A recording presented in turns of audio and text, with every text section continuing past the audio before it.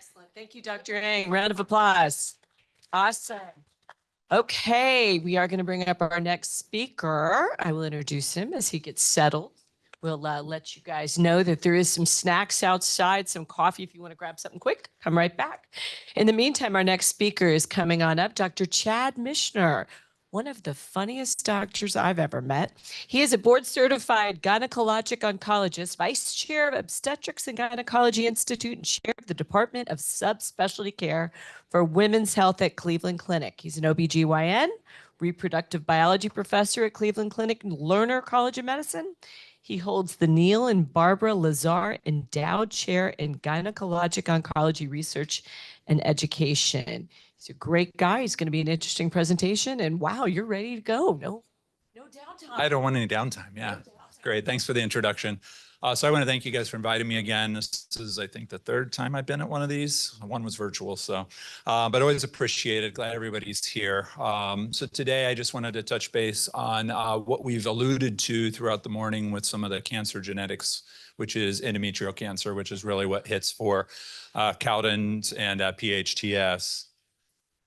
So disclosures for me relevant to this talk, sort of relatives, Myriad Genetics, they ran some lab assays for me on ovarian cancer research that I was doing, so not related directly, and then other research support that has no impact on anything that we're talking about today.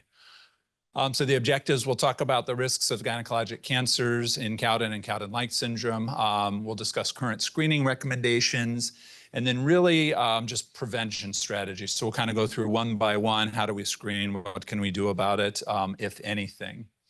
So to start, I think it's important when we're talking about uterine cancer to know where we're at. And so in the United States, at least, uterine cancer has been increasing. So it went from about 40,000 cases 10, 12 years ago to now almost 70,000 cases per year. It's 7% of all cancers in women, and thankfully most of those are not genetic, actually, so less than 5% are actually genetic. So we're talking about a small subset of these cancers for women in this particular population. However, when you look at death rates, the good news is that it drops down even further. So it's only 5% of cancer-related deaths. And it's usually because we find it early. And so we'll talk about why that is and things that you can look for in this particular setting. This is the number one thing that we see is abnormal bleeding. And so in menopause, it's just postmenopausal bleeding. So bleeding, pink discharge, new discharge that you never had before. Those are sort of the key things. In premenopause, it's a little more difficult, right? Because you have bleeding, but the key is that by the time people figure it out and by the time they're really starting to get at risk for uterine cancers, they usually know the pattern of bleeding that they have. And so it's usually relatively regular, although if it starts to get heavier, if it starts to become like irregular spotting in between cycles all of a sudden, then at that point would trigger sort of a workup. And so that's the thing to look for. The other things are relatively common: abdominal pain, bloating, abnormal pap is what everyone thinks we're doing pap smears for, is to look for uterine cancer, but it doesn't screen for uterine cancer. It's really a cervical cancer screen. You can occasionally find somebody with uterine cancer that gets diagnosed by an abnormal pap, but it's exceedingly rare. Most people with uterine cancer have normal paps just before they're diagnosed. So the risk factors you'll see here, there's really two major areas to look at here. On the top left, hyperestrogenism. So we don't see this a lot anymore. We used to have people who gave unopposed estrogen therapy for hormone replacement. That's sort of gone away for the most part. I see it once in a while still. Tamoxifen use, so people on tamoxifen for breast cancer treatments can get uterine cancers, so that's another place we'll see it. And then genetic, and so this is really what we're mostly here to talk about today. So Lynch syndrome, a different type of genetic syndrome, has a higher risk of uterine cancer. It's 40 to 60% risk lifetime, whereas Cowden syndrome we think was around 28%. And when Dr. Ng and I first met about 11 years ago, I think she kind of pulled me into the group. We had a fellow in the lab that was doing some research on the Kellen gene. And so at that point, we thought it was a 5 to 10% risk. So we didn't do a whole lot. We just said, okay, let's educate people and stuff. And then when we saw it was 28% subsequently, we started offering more things. And now we've backed that down a little bit in terms of screening, biopsies, et cetera. So a lot of it now is more of a hands-off approach. So here's how we work it up. So office endometrial biopsy with a little 2-millimeter catheter is what we typically do. It's equivalent to a DNC in the operating room. Typically, you have to do multiple passes. It's not a loved procedure by many, although it can be done in the office. People aren't usually jumping out of their seats to come back and get them done every year or every 2 years. But it can be done for people who have symptoms, and I think that's the key. You can also do a D&C in the operating room where we actually put people to sleep and then do sampling of the uterine lining, and that does pretty well, but it still misses things in the cavity. About 40% of the actual tissue that's there. The good news is that abnormal cells break off easy, and so it has a very high sensitivity. As we talked about. And then when you add hysteroscopy, where we put a little camera in the uterus and we look and we do directed biopsies, the sensitivity goes up to 93%, and then 97% when you add the biopsies with the curettage. So what we're really talking about for the most part is this type 1 endometrial cancer. So it's associated with high estrogen levels. They're usually low grade. So grade 1, grade 2, slower growing, not as likely to spread. And so that's usually what we'll see in P10. And then there's this here, which can be a little confusing, but the tumors themselves actually can have mutations in P10, or they can have what's called microsatellite instability. And so we actually leverage that now for treatment, and we have different treatments that we use in that specific space. And so it's usually the combination, as we alluded to earlier, it's kind of that two-hit that we heard about. So abnormal genetics, and then also high estrogen levels that may increase the risk even further. And that's what we're trying to sort out, is who's really going to have the highest risk. And so you see here in the top of this one, when we're talking about type 1 cancers, P10 mutations, KRAS mutations, so these are important.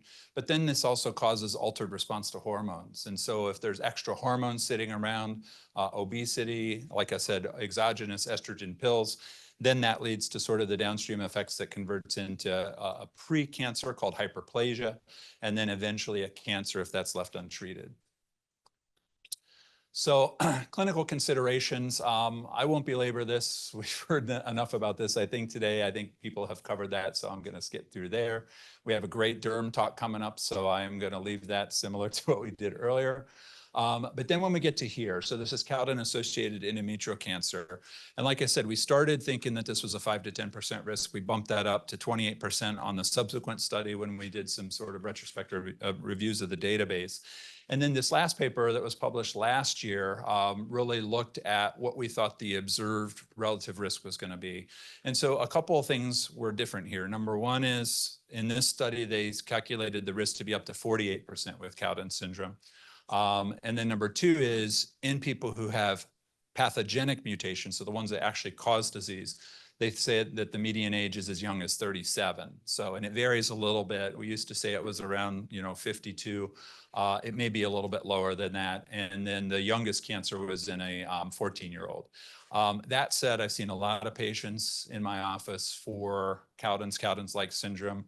I've never seen any of the cancers in anyone younger than sort of early 30s.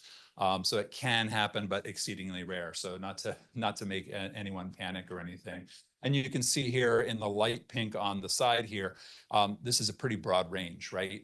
We do pretty well here, and then the range gets bigger. So we don't really know exactly what it's going to be up there, but this is calculated risk. The other thing that this study showed was that there may be a slightly higher risk of ovarian cancer. It's the first time that data has ever come up, actually, with a lot of studies that have been done. So I think more research of the database and everyone contributing data to that is going to be helpful to really get a feel for that. Because when we're counseling patients now, we're counseling patients that we don't think that there's an ovarian cancer risk associated, which has an impact on what you do when we're talking about sort of preventative surgery and things. So the features, again, usually low grade, 2/3 of them are low grade, they're early stage, no vascular invasion, so blood vessel involvement in the wall of the uterus. And so these people tend to do pretty well. So high cure rates with this particular sort of group of patients. They can lack P10 protein expression within the tumor. It can be nonspecific though. It's not always related to Cowden's or Cowden's-like syndrome when you don't see the P10 expression. And then how we treat it is really surgery. So for endometrial cancer, we do hysterectomy. We do some sort of lymph node assessment. In this particular picture, this is a sentinel lymph node biopsies where we've injected fluorescent green dye into the cervix, and then we map that out to the lymph nodes on the side of the pelvis. We resect only the first couple of lymph nodes that light up green, and then we do the hysterectomy with and without removal of the ovaries. And then for therapy after surgery, if needed, people will get radiation and or chemotherapy with immunotherapy starting to actually come up a little bit more frequently for endometrial cancers across the board. For chemotherapy, our current regimens, platinum and Taxol as preferred, radiation therapy if it's appropriate. And then targeted therapy, there hasn't been a ton of work done in this space, but certainly when we're looking at patients with PTEN abnormalities, again, that mTOR pathway has come up, and we actually do use this clinically. If I see this on genomic testing, we'll sometimes give temsirolimus, everolimus, and treat with those either with or without anti-estrogen therapy. And so those are things that are sort of up and coming, but not tons of data around there.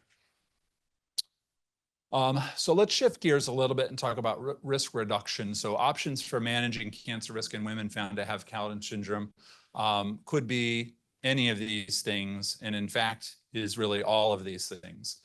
So we'll talk about each of these individually.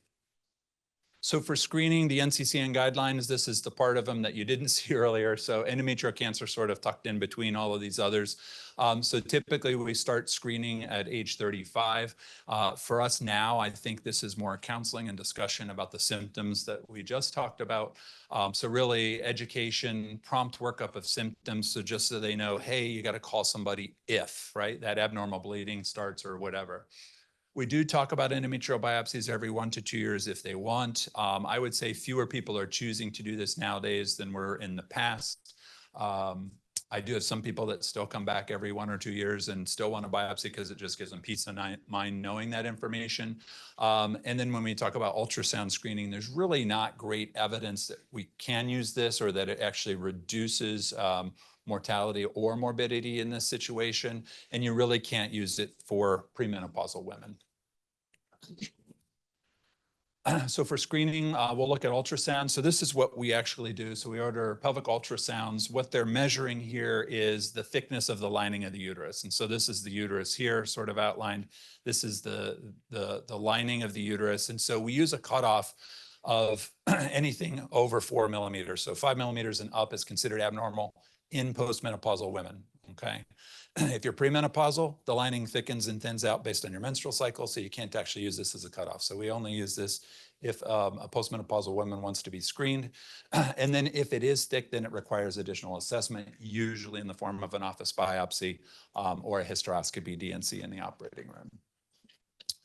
So what about endometrial biopsy? The recommendations, again, are to consider endometrial biopsies every 1 to 2 years. Some people choose to do that, other people don't. It really has not had any proven benefit published for patients with Cowden syndrome or PHTS. And so, you know, it's something we discuss, and it's really shared decision-making. I don't know that it's useful as long as people know to watch for symptoms and have a low threshold to do something about a symptom that pops up. I think it's okay to just be followed. And then if you do a biopsy, it's very sensitive and very specific for the diagnosis. If they say there's cancer, there likely is very well going to be cancer there when you do hysterectomy. So what about chemo prevention? So for this, we really looked at oral contraceptive pills. There's been a lot of studies that were done around this. There's sort of pros and cons to this, but in this UK study, they were just looking at all women. So these aren't specifically people with genetic mutations of any form. This is just women across the board who took oral contraceptive pills. And what they found was a 44% reduction in endometrial cancer risk, a 43% reduction in ovarian cancer risk, 19% reduction in colon cancer. And then there's usually with these a slightly increased risk of breast cancer.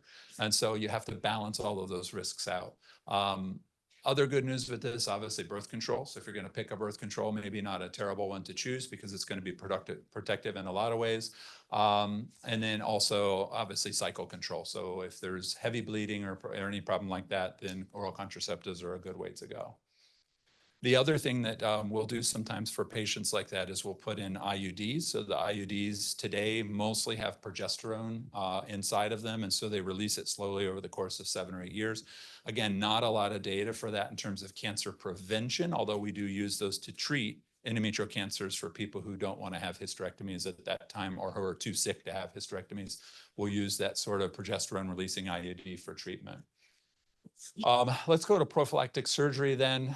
So with surgery, this is hysterectomy. So for this, cervix is down here, uterus is up here. This is just getting the uterine blood vessels. We usually will do these laparoscopically, so minimally invasive. Usually it's an outpatient surgery nowadays. People don't stay in the hospital for these much anymore. And then recovery time is about 4 weeks, mainly from the course of fatigue that's associated with it. There's no large data to suggest that there's a clear benefit in this sort of situation. So, but obviously it's 100% effective, right? As long as you don't find a cancer when you do the hysterectomy, then it would be completely protective for that in the future because the uterus is gone at that point. The risks involve severe complications, about 1%, and this is usually like reoperation if the top of the vagina where you sew that back together opens like a hernia, or there can be fistulas that develop. I would say it's probably less than that. What I've seen, readmission rates of 4%, I think are pretty high. We usually don't see that very often either, but that's sort of the published data. And then blood transfusion risk is about 1%. So not without risk, but you balance that versus a 28% risk of getting endometrial cancer. And that's where some people say, look, I'm done with childbearing, please, I'd just rather have that out. So if we're going to do hysterectomy, then the other question is, what about the tubes in the ovaries, right? So a lot of people who decide to have hysterectomies are done having children, maybe they're early 40s, late 30s. And so do we need to do anything with the ovaries? I just mentioned maybe there's a slight uptick in risk of ovarian cancer, but I don't think enough to really counsel people to take out the ovaries. If they're close to or already past menopause, that's an easier one, right? Then I'd say take out the ovaries. They're not going to do a whole lot for you at that point. And so the first thing is you don't want to do any harm, right? That's sort of our first lesson when we become doctors is do no harm. And so if you take them out too early and you're not going to do hormone replacement therapy, then you're putting the patients at risk for osteoporosis and hip fractures, depression and anxiety, a lot of vasomotor symptoms, hot flashes, night sweats, vaginal dryness. And so we really have to weigh those, and it takes a lot of counseling around that when you're really talking about that. But for most people, what I would say if they're younger and they're coming in to talk about hysterectomy, usually keep the ovaries, but we usually will take the fallopian tubes. And so there's now a concept of opportunistic salpingectomy. We used to do hysterectomies. If we were leaving the ovaries, we left the fallopian tubes because they're sort of attached out on the sides, and it's more work to get them out. Not a lot, but a little bit. And so what we found was that some of the ovarian cancers actually come from the fallopian tubes. So not all, but a good amount of them. And so if you take the fallopian tubes out, we think that can reduce the ovarian cancer risk by somewhere between 38 and 65%. And so nowadays, I would say not only for patients with genetic mutations, but anybody who's having hysterectomy who is still premenopausal, trying to keep the ovaries, but always trying to get out the fallopian tubes for this reason, because the tubes aren't going to do anything, obviously, with the uterus missing. And so we'll really try to separate those out. It's touted in literature to take an extra 10 to 16 minutes. I think it takes probably less than 5 minutes to add that in, but probably depends. You just have to be careful you don't ruin the blood supply to the ovaries. And then also it can reduce reoperation for adnexal pathology. So meaning on a follow-up ultrasound, there could be fallopian tube cysts that develop, or what we call hydrosalpinx, where they fill with fluid. And so you're not going to have to go back and do that later on.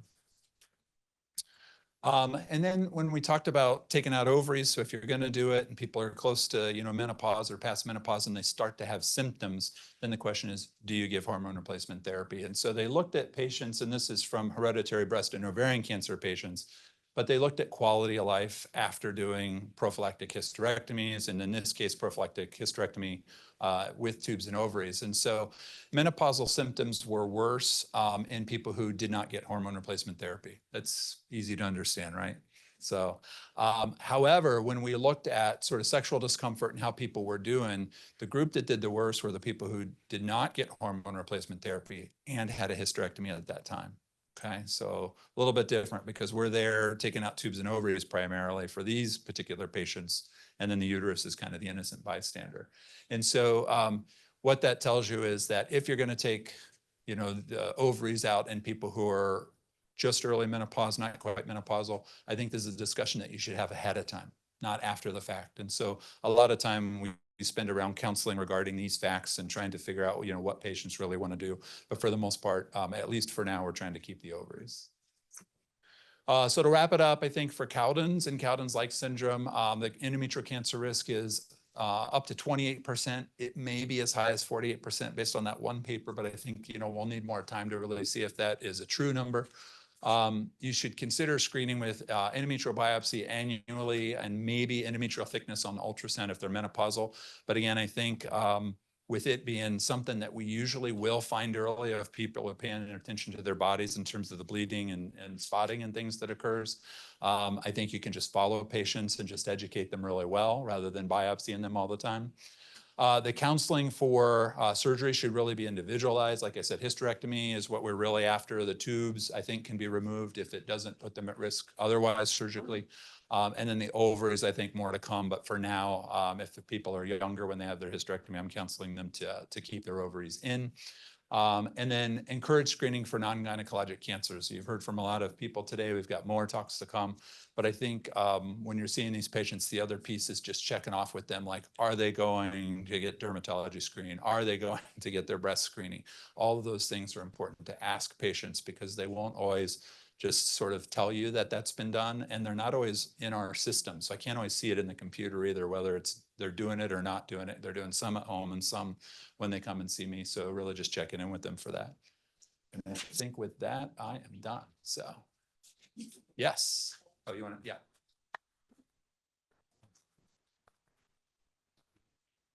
You mentioned the ongoing dyspareunia in women who have early surgical menopause and are on hormone replacement.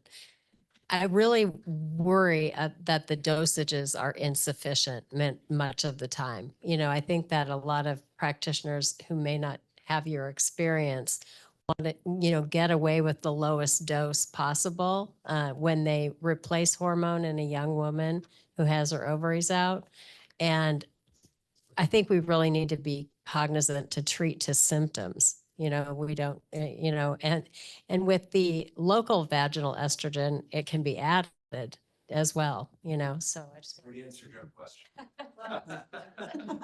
Yeah, I think it's definitely a discussion. I think we do try to get away with the lowest dose and we do titrate it. There's no benefit to doing blood testing to say, oh, their levels are this, it should be higher, we got to add.